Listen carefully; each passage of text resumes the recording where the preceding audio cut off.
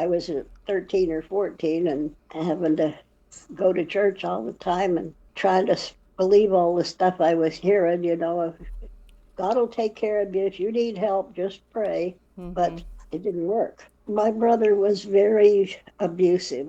My dad, she got rid of my dad early. So there was just her and my sister.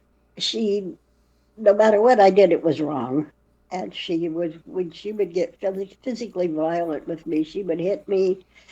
And sometimes then I would try to get away from her hitting me and I would go to the floor and then she would stomp on me and kick me.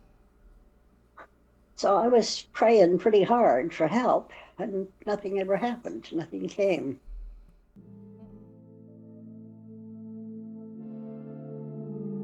And then I don't remember what the trigger was, but something somewhere triggered something about Earth Mother. And I figured, well, the mother I've got is one I don't want. Why don't we try this other one? I know So, that feeling.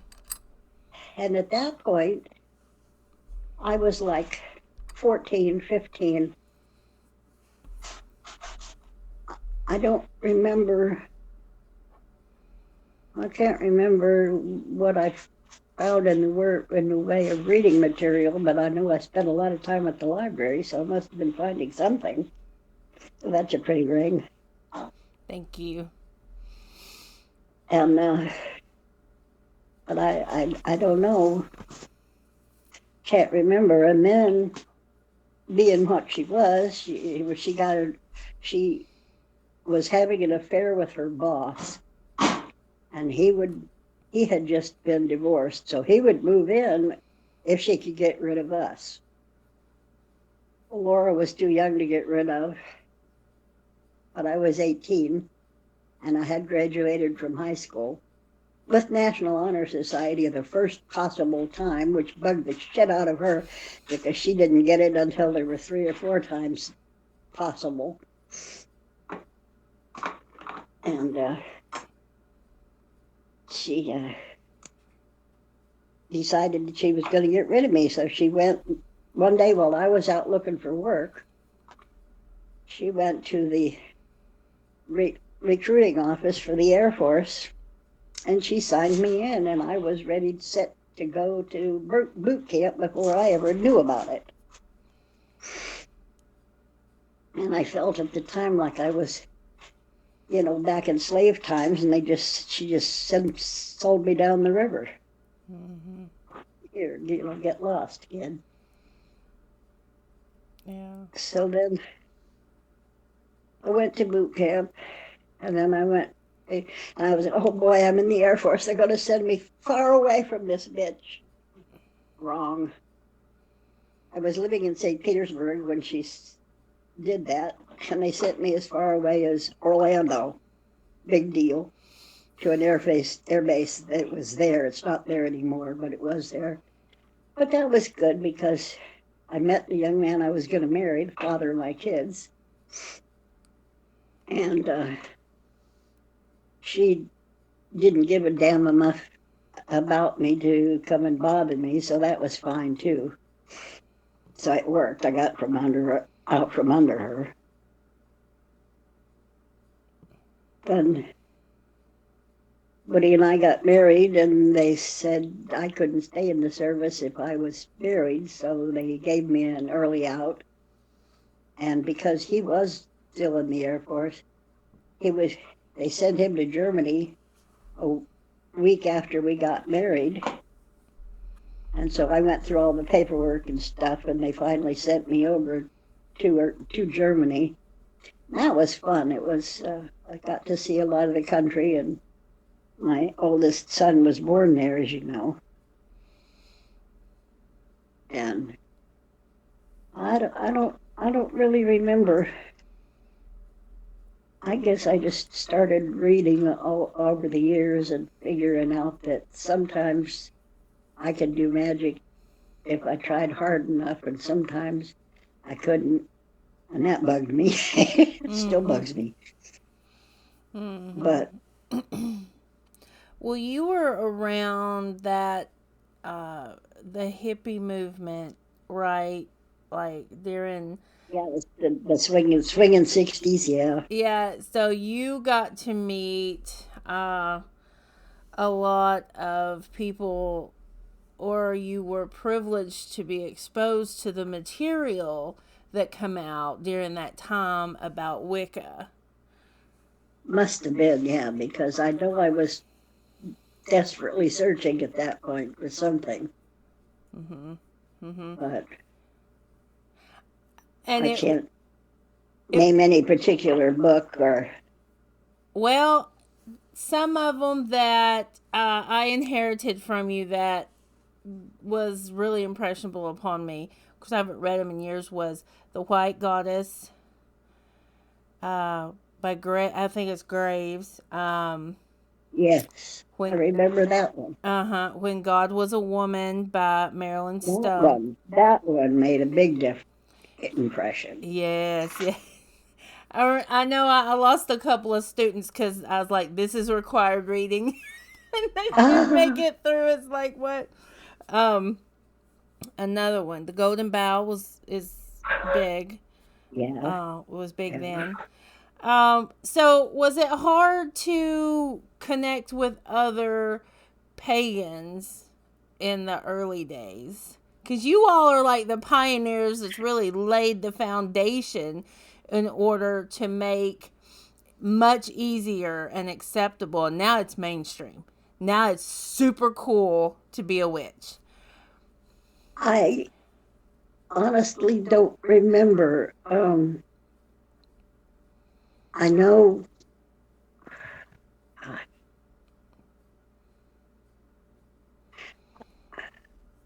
Next thing I remember for sure about the craft was after my kids were born, and I had left Woody for some reason for the moment, and I was living in Tampa, and the fellow that I was dating, Hakim, was interested, and I think it was his son that turned me on to getting hold of some people. But anyway, we started a study group in Tampa, and I don't even remember how we were finding people, but we found quite a few people. Must have been through the college. I could see But that. anyway, we had a pretty good sized bunch of people showing up once a week, and it was a lot of fun. And I think we did a lot of uh, promotion, like you say. Yeah. But specifically, honey, I'm 79. My memory is, that's a long ways back. Well, I really appreciate all the groundwork that every boomer did, the baby boomers did basically for us because you made my generation easier and the coming generations that much more easier to get access, to gain access, to open the minds and the hearts of people to actually have freedom of religion in this country, at least. You know, that's what we're supposed to have. And if it wasn't for the Supposed baby to, yeah. boomers and, and then generations before them laying the ground for them to kind of make things easier. Now, there's like thousands of different types of tarot you can get. Oh I mean, yeah. you can throw a rock in any decent sized city and and find a pagan. So it's really easy to gain access now, Mm. and that wouldn't have been possible without you all. Well, I don't know about that, but I'm thinking I must have I must have done a lot of reading because we didn't have the internet, of course. But I remember looking up all the old mythologies and coming at that from the angle. And then later on, I don't remember how. Well, I guess it must have been. I remember one connection. Um, the gentleman I was just talking about, how came I finally got to a point with him that I just forget to, get me out of here. And oh, I know. And he and I went to a pagan gathering in Atlanta that was sponsored by Lady, uh, come on, Ravenwood. What the hell was her name? Silver Raven Wolf, maybe? No, The author? no. Um, Lady Santana. Sintana, Santana, Lady Santana of Ravenwood in Atlanta. And I guess we got into an argument that after we'd been at that gathering for the weekend, and I told him to go on back to St. Petersburg or to Tampa, whatever it was. I'm not going with you. I'm staying here. And I moved into Ravenwood at her request. And so I spent about a year and a half at Ravenwood, working with Santana and a whole bunch of the Atlanta people. There was Lord Merlin. God, I bet he's gone by now. He was a stitch. And I don't remember all of the people, but I would know them if I saw their faces, but I can't remember all the names of everybody. But it was a big group, and we were doing a lot of outreach. And people in Atlanta knew about Ravenwood, so they would, if anybody had any interest at all, they would come. So I guess Santana was the biggest influence on me going whole hog, if you will. But then years later, oh, and then I met John Underwood. Banu, you met him, have you not? I think so, yeah. Yeah, I'm still in touch with him. He's online here. I met him at Ravenwood, and then we got married, and we worked through Ravenwood, and there was a kind of a hippie newspaper in Atlanta at the moment. What the hell was the name of that? I can't remember, but it was a meeting place. It was kind of the same thing as the internet, as a connection type of thing. I don't know. I just uh, Went from there, huh? So, yeah. oh, So much happened, and how did you get involved with the Masons? through Badu, he knew a fella that knew about Manly P. Hall, and this gentleman was a Mason, and so we went to several of the lectures that he gave. John would probably remember his name. I'll get a hold of John if you need it. And then by then we had a fairly good group going. I don't remember. Somewhere along in there, I moved to New Hampshire, but why don't? Oh no, we went while I was with John. We knew about Serenarid, and we both went to live there for a while. And we lived up in the little cabin halfway up the hill. At that point, John decided that he wanted to follow his sexual orientations, if you will. And so he left me, and I stayed at Ravenwood, or not at Serenarid for a long time, a year at least, if not more. And that's where I met John or Mark in the end. And you know where that went. Yeah. Yeah. That's a different episode. Yeah, altogether. Yeah, definitely. But during that sometime during that time, and I'll have to try to figure it out. I went to New Hampshire to be with my sister, and got in with some people up there. Okay, dear, he's going to take my doggy out and walk him. Don't get old. Your memory sucks. Mine's not doing too good these days either. Yeah, well, anyway, that was when I was that told you the story the other night about the guy with the Bible. Mhm. They threw it at my feet. I think he thought I was going to burst into flames. I think he was hoping. Mhm. Mhm. But you remember what I told him, or do you want me to tell that story again? You can tell it. Yeah, let's go on record telling that story. Okay.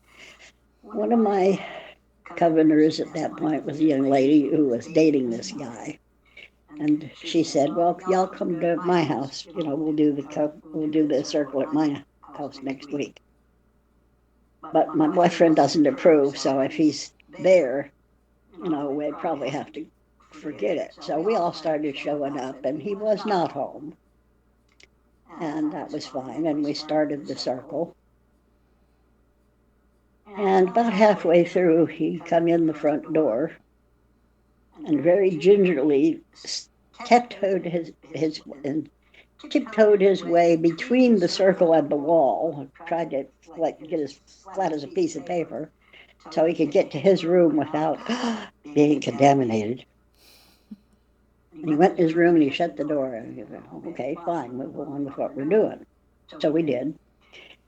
And pretty soon he come bursting out of his room with his Bible in his hand and he threw it at my feet. And I thought, what the hell? Are you expecting me to burst into flames or what? I didn't ask him that, but I picked it up and I dusted it off. And I kissed it and I forgave the Bible for him doing what he did. And then I walked over to the edge of the circle and I handed it back to him and I said, "You're condemning me for my religion, and this is the way you treat your holiest scriptures? Get Mhm. out of here and don't ever let me see your face again." And he left that night and she never did see him again, and it's just as well. Mhm. Mhm. Unequally yoked, as my grandma would call it. Yeah, yeah, very much so. Mhm.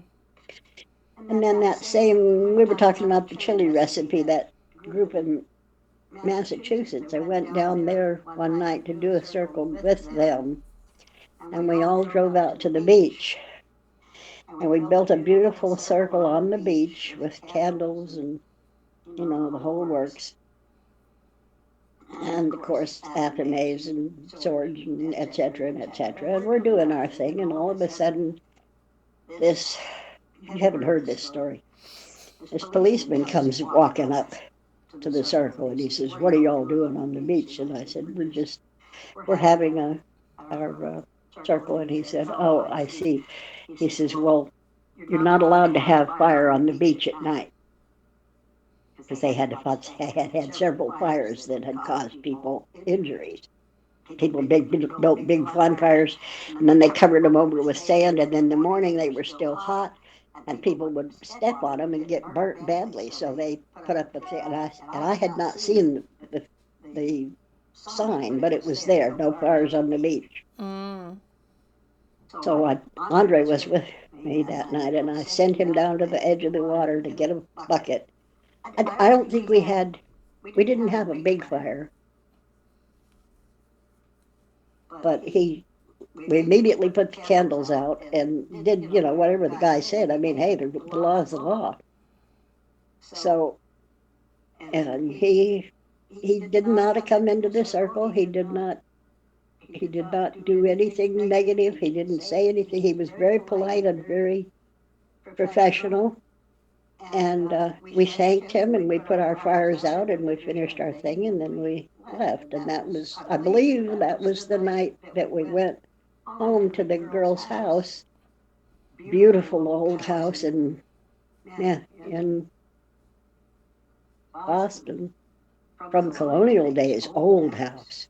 You should have seen the fireplace. Oh, God, beautiful.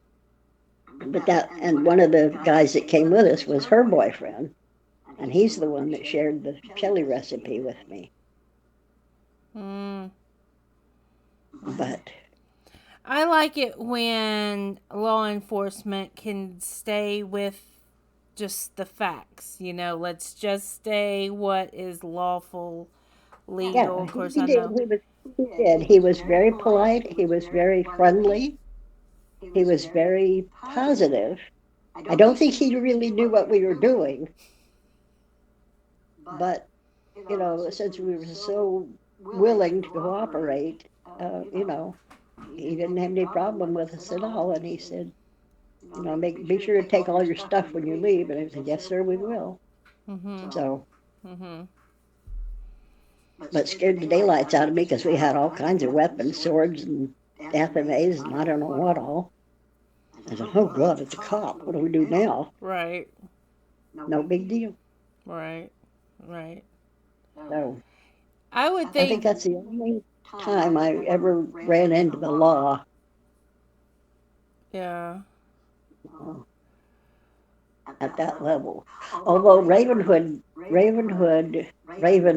I'll get it right here in a minute, Ravenwood, one of her students had been involved in a shooting at Ravenwood, and someone was badly hurt. Don't remember. It all finally came out in the wash because there wasn't anything, it was a personal thing. It wasn't, Like a domestic dispute. yeah, yeah. Mhm. But Well, what do you think was, or who do you think was uh, a major contributor to your whole growth of the magical experience through the whole learning about magic and paganism and everything? Was there any authors that you read that really was truly inspiring to you, or any people that you had met that were truly like, whoa, this person is, kind of put them on the pedestal or whatever? other than Santana and Merlin, not until I met Jody of Grove of the Unicorn in Atlanta. And she had a good bunch going. We had a smaller group, so we all kind of worked together. I think we must have met through the several pagan weekends that Ravenwood put on, and I met all kinds of people through that.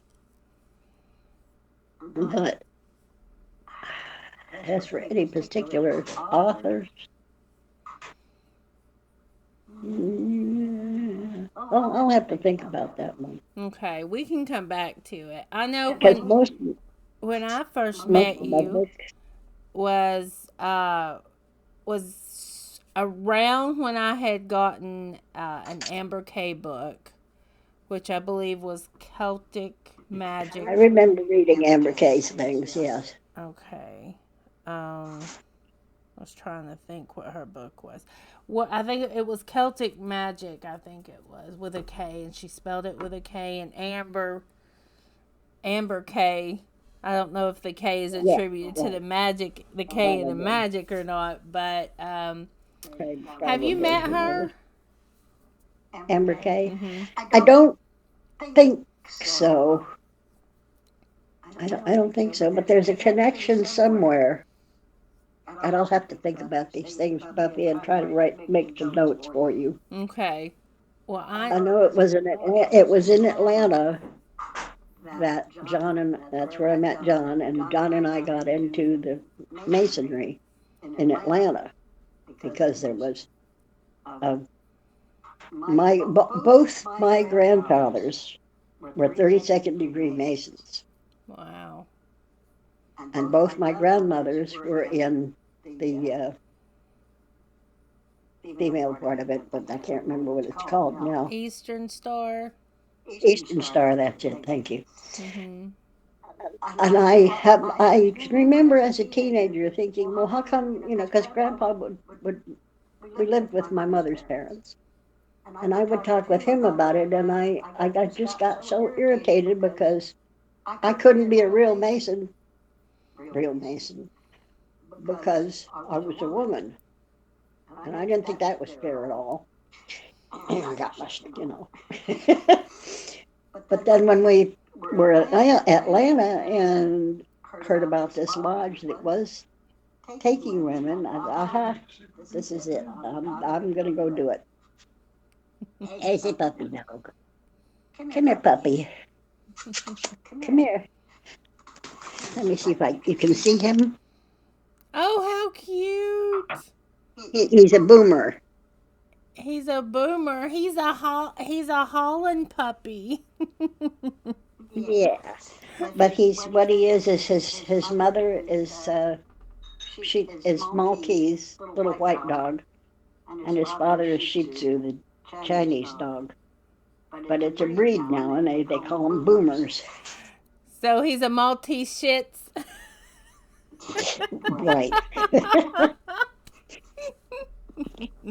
Yes, indeed. Yeah. And somehow along we got him when he was a puppy. We've had him for many years. But somewhere in the last couple of years, he scratched his eye or did something to it, and we had to have one eye taken out. So Mm. he's half blind. Oh, poor baby. But it doesn't seem to make any difference to him. He doesn't run into things, so. But he's a good dog. He's beautiful.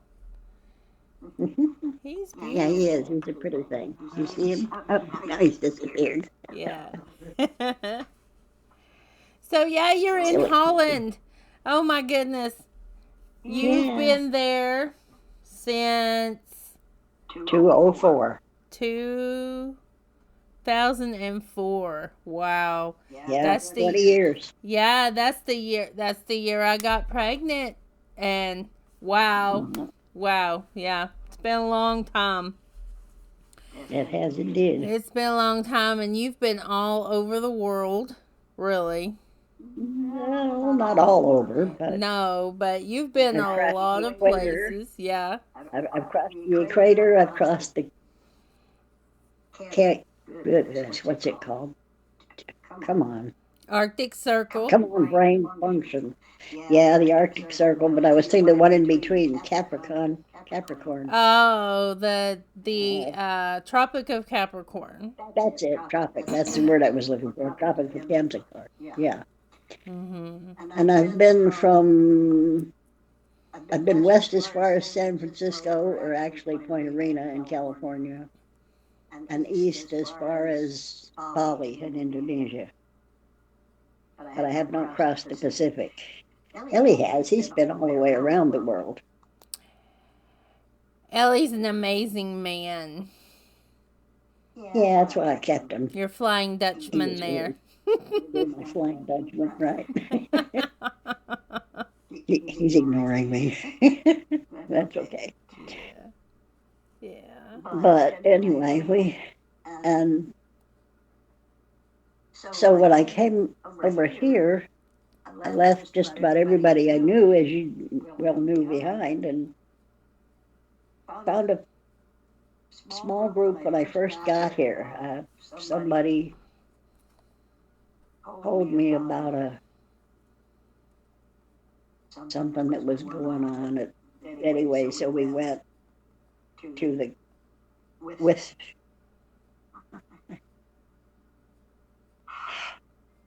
I don't remember how that all came about because I couldn't keep track of most of the people that I met here because we don't have a car, and it was hard to get, to places.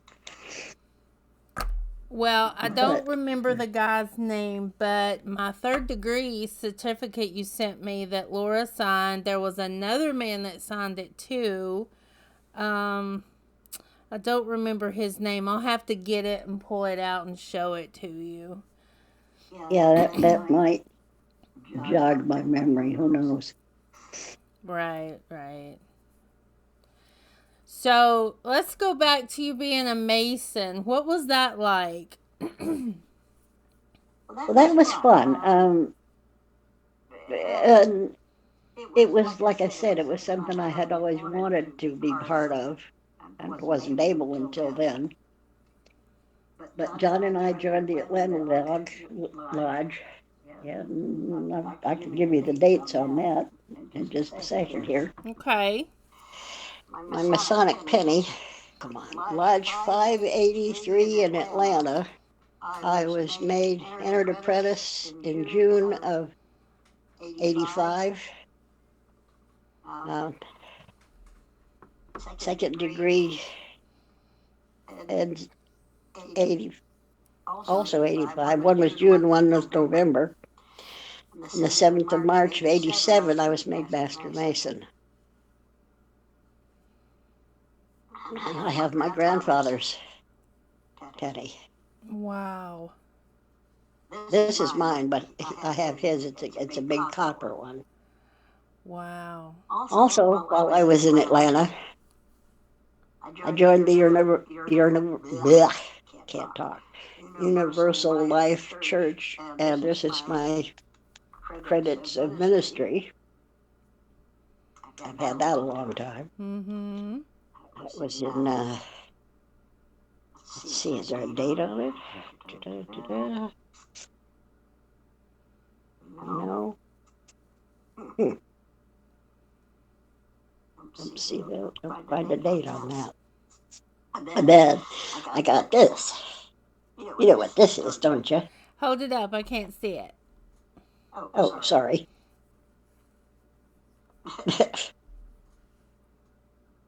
Toot. Yeah. Nope. Nope. No, I don't know what that is. What shape is it? It's round. It's a circle. Well, what is it? It's a round to it, Round to it. which means that if you have this, you always have to be, you're always you've got a round to it. So you don't have any excuse to goof off anymore. Well, one of these years I'll get around to it. Well, I've got one. Mm-hmm. Mm-hmm. That's silly, but That's cute. That's cute. I know somebody who has, and I haven't been able to find any information on it, who has a tooth coin, and it's a white tooth on one side and a black tooth on the other. And I was told that was Masonic, but I can't find any information on it. And I know like there's a lot of things hidden. So yeah, there's right. There's a lot of hidden things that, and it's like you said the other day. Most of it's allegory. It's a story told to illustrate something. Mm-hmm.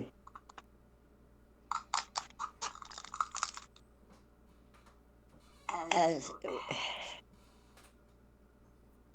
most of masonry is comes out of the Bible, at least most of the stories, and they some lodges will only take you if you're registered in your local church and all this stuff. But this lodge, which I was glad that I found, um, when you're sworn in, you're supposed to put your hand on a Bible or on your sacred book. And I was raised Master Mason on my grimoire that I had made, that I still have. And I'm sure that both my grandfathers are looking from wherever they are that they were. Because I remember talking with Elmer, as my mother's father, about masonry and how much it meant to him. And I'm sure he was gone, long before that, but I'm sure that he would have been just tickled silly. Mm-hmm. Mm-hmm. They, this, there is a lodge here in Rotterdam of the same tradition, but since I don't have a car and the meetings are at night, it would mean I'd have to stay over in Atlanta and I or in at Rotterdam, and it just wasn't possible to go on with. Right. But I did, and I remember there was a girl in Atlanta at Ravenwood that was a Mason. That's where the connection was. And I got to talking with her about it, and she told us, John and I, about that lodge because they would accept women. I can see her face, but I can't tell you what her name was. She was redheaded, English. If I think about it bad and hard enough, maybe it'll come. But that's how John and I found that lodge.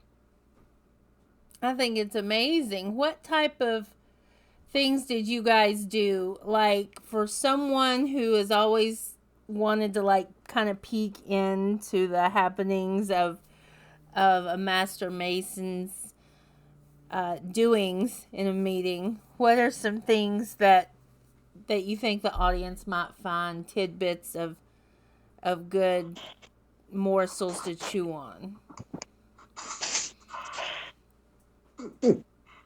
Well, like I said, most of the rituals were built on stories out of the Bible.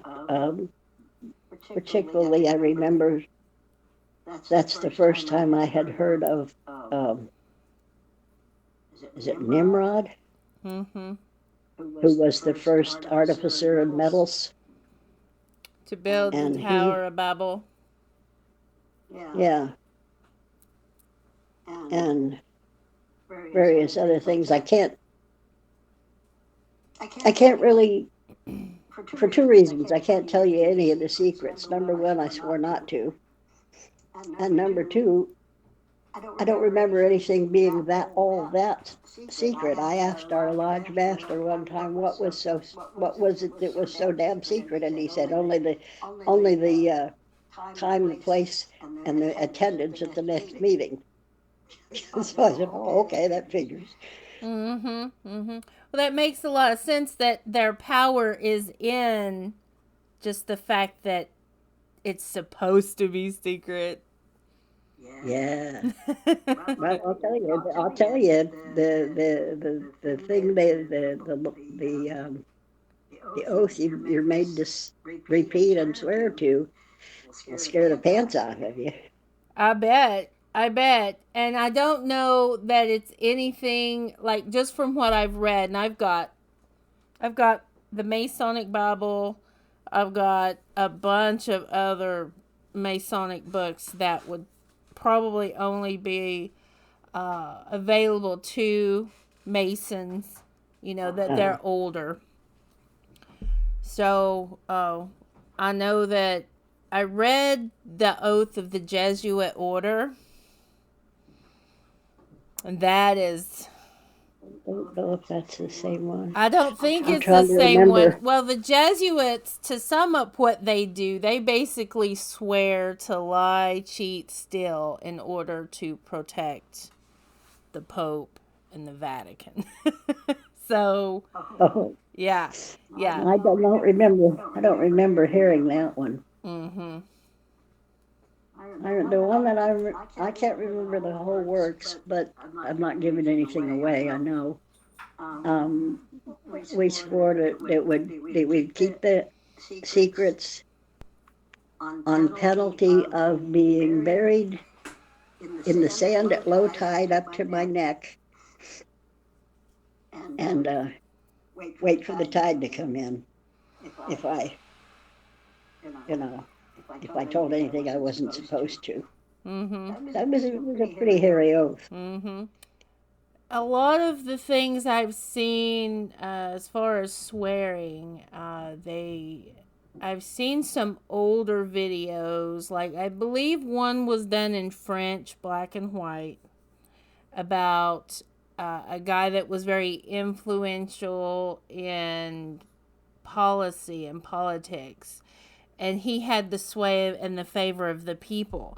So all the Masons that were, the political Masons, they were like, we gotta get him in here. We got, poke, elbowing each other. We gotta get him in here. Let's get him in here. So they get him. They tell him about it, and it's basically nepotism at its finest, really, with those secret societies and rubbing elbows with people, and it's not who you know, but or not what you do, but who you know, or whatever. And and it goes on to where he's thinking, oh my God, this is great, this is amazing, until the one that speaks for him calls in a favor, and you got to do it. Well, at least in the movie, you got to do it, and it doesn't even matter what the favor is, what consequences, repercussions, karma comes with it. And you got to be Johnny on the spot. When your brother says, I need this, you got to do it, right?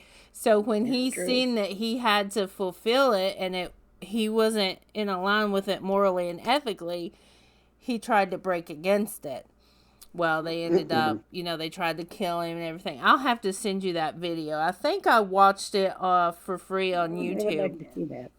But it's black and white. I remember when I was, when Benu and I were living, I don't remember where we were, but it doesn't matter, north of Atlanta someplace.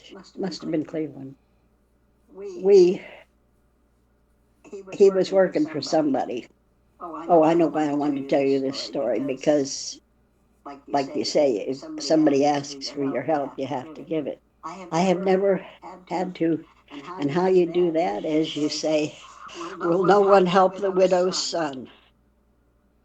And if there's a Mason within hearing distance, he must honor that. I only had to use that once, one time.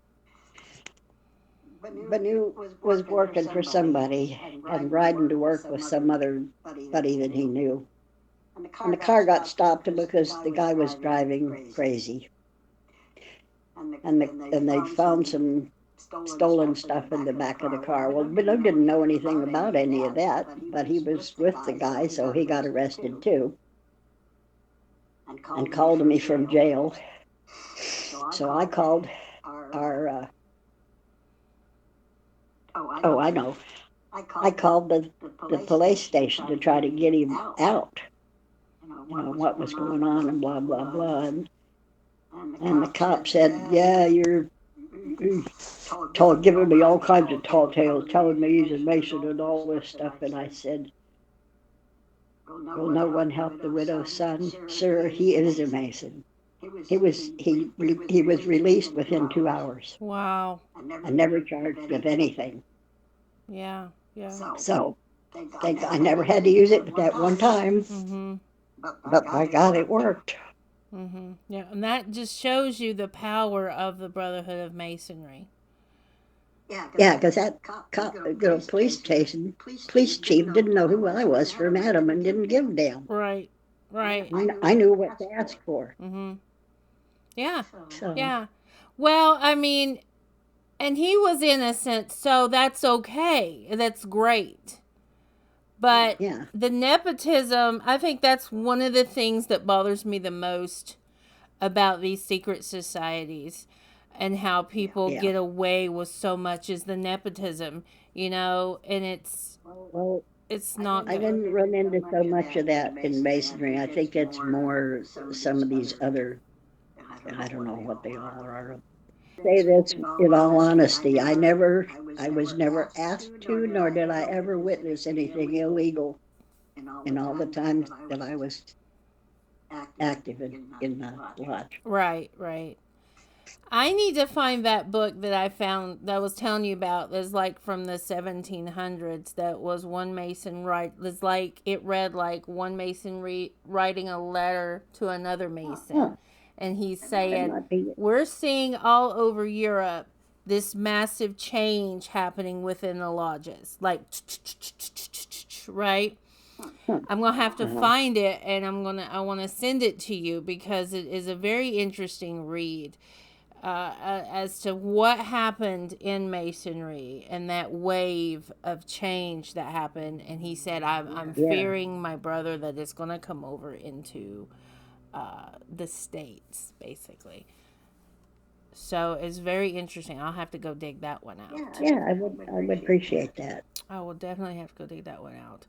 And going to my Masonic Bible, I need to show you a picture of it. It has it's very Sumerian overtone in the artwork Oh yeah, because in the front oh yeah. it has like that great big tree from Uh huh. Mesopotamia, the big Uh huh. like the big tree, and it's got several variations of Solomon's temple too. So, Mm-hmm. do you know why Solomon's temple is so prominent in masonry? But that's where the first lodge was built. Mm, okay. They were. That's where the whole things. Okay, I think as far as I've been able to figure out now, what has become masonry was started by the Knights Templars. And the Knights Templars were European knights who went to the Holy Land to try to free it from the Muslims, and managed several times. But then, just about the end of all of that, they Knights Templars they broke into or was able to get into this secret part under the temple and take some of the things. I don't know. I don't know for sure what was all taken, but I know what they said it got. And that was several of those things were either moved to East Mesopotamia or to Oak Island in Canada.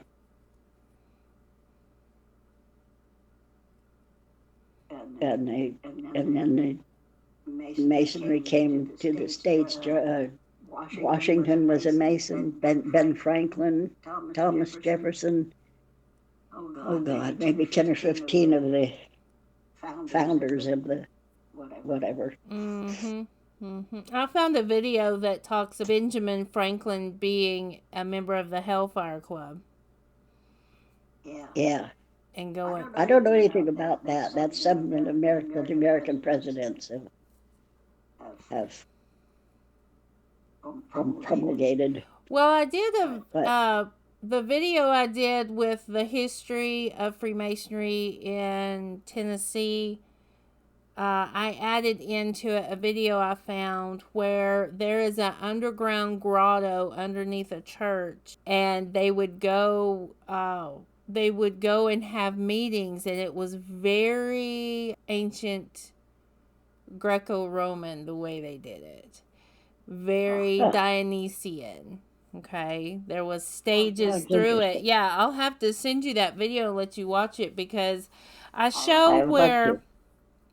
Benjamin's brothers, my aunt is a great grandfather. I think it's like 8 generations I ago. think he's on my tree too. Is he? So, I mean, we're probably Yeah. related. There's no telling. Reverend James, I think it was James, his brother James Franklin. It's hard to think there's so many people on my Oh tree, yeah. but I was like, well, that's very interesting because that would probably explain my love of the research of masonry because it's Yeah. in my blood.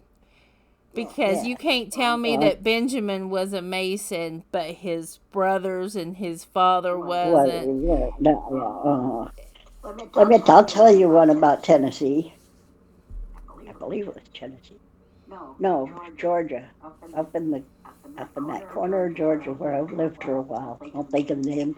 I was taken through by some people that we knew to various little caves, and just went digging through them. And this is fun, haha.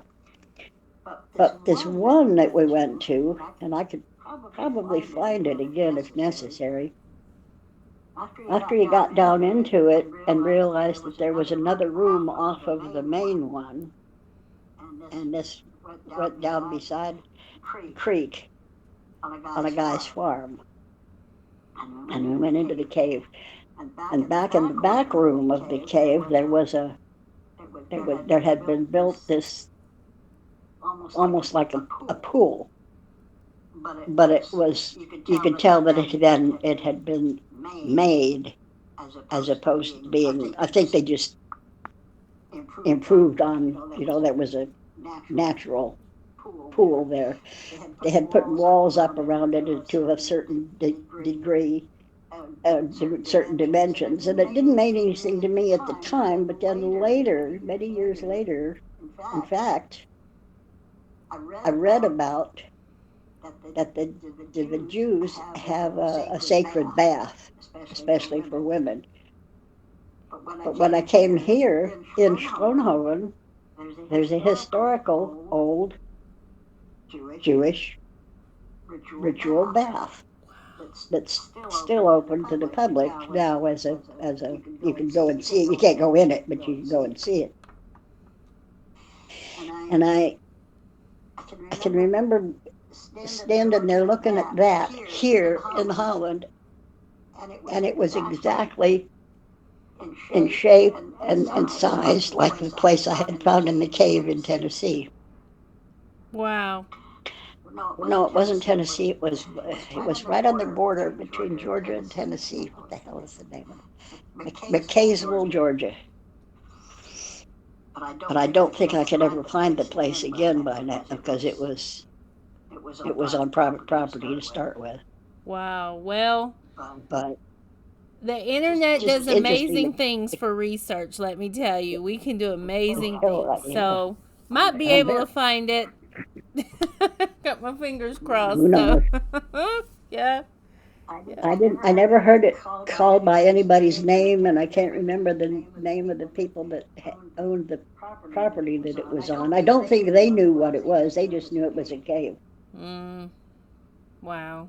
Wow. There's a lot of untold history, especially in the South. And I know I'm sure of that that. from looking at this older Smithsonian paper I have of when they come through Tennessee, they'd call these Cherokee hills, they'd call them mounds, they call them sugar loaves, Ah, right? And it's that's because sugar used to be all, you couldn't buy granulated sugar. You bought it in a big chunk that was shaped like a mound. yeah. Well, when I went to when after I was reading it and I seen where there was a lot of good juicy stuff in there, and I will eventually go and do a video on that whole paper and show people. So when I go to research sugar loaf, what come up, and I know that that deity shows me exactly what I'm supposed to do and where I'm supposed to put it, was the the cones of the ancient Egyptian dancers, right? The That makes dancers, they'd sense. have like sugar on top, and it was supposed to be like melted and make them smell good and everything. Well, after learning from Dr. Amon about while Jesus was with a naked boy in Mark 14, 51, 52, is that was probably drugs also, I hallucinogens know it was and incense, everything. I and know. that it would melt and run down. Yeah, Yeah, well, see, they've took great care in keeping the drug use in ancient antiquity out of most oh all sure, the literature. So looking of back course. now, I'm thinking we have dancers that have this yumminess just kind of run off of them, and if you can Uh, visualize it during a stupor, an orgiastic bliss. You know, you have dancers and you can just come and like because they took a lot of it transdermally Yeah, through the through the skin. skin. Yeah, yeah. Right. Well, most of the old stories about the getting high and flying off on a broom, Mm-hmm. the brooms were rubbed with, like you say, transdermal drugs and used as dildo, believe it or not, and which was the way the drugs were introduced to the system. And of course, you were getting high on your broomstick. Mm-hmm. You know. Well, if you have seen the alabastrons of antiquity, they're shaped like it's a jar. It's an alabaster jar, but it's shaped like a dildo. And that was, yeah, and Dr. Amon reads like straight from the Septuagint of the ancient Greek, and he Uh-huh. reads and he shows you the alabastron was the applicator used, Uh-huh. and that's how they. I was like, oh my goodness! So when they Well, say, that's the same thing as the broomstick. mm-hmm, yeah, yeah, just kind You of know. carry it around, and here we are. You know, Well, it's amazing. not I yet. bet you've helped his English a lot in 20 years. Yeah, but I wish I could say he had helped my Dutch as much. Like I said, I understand about half of what I hear, but I can't put a sentence together to save my life. Is your necklace a bottle? No, it is. It is. I'll take it off. Looks like a bottle. No, it is crocheted, Yeah. and you pull the. I'll have to send you one. You pull the wooden bead up, and it's like a Uh-huh. basket, and you put stones in it, and it's like Oh, a I see. basket, Oh, that's and nice. I have a Herkimer diamond. Yeah, that's a beauty. Yeah, I That's got a lucky to really pretty. find Oh, this that's one. why it looked. That's why it looked like a bottle because I was seeing the reflection Mm-hmm. Mm-hmm. off the. Yeah. And these are super neat because you can replace the stones Yeah, as needed. that is neat. And I have You, a little chest of stones that fit excuse me. in. That's a story I need to tell you. Remind me where that name Flyingheart came from. I will. And she'll be returning with us, so this is going to be a series. And we want to get her story out there. We want to get it heard. We want people to know what it was like before internet and mainstream magic come on board for sure.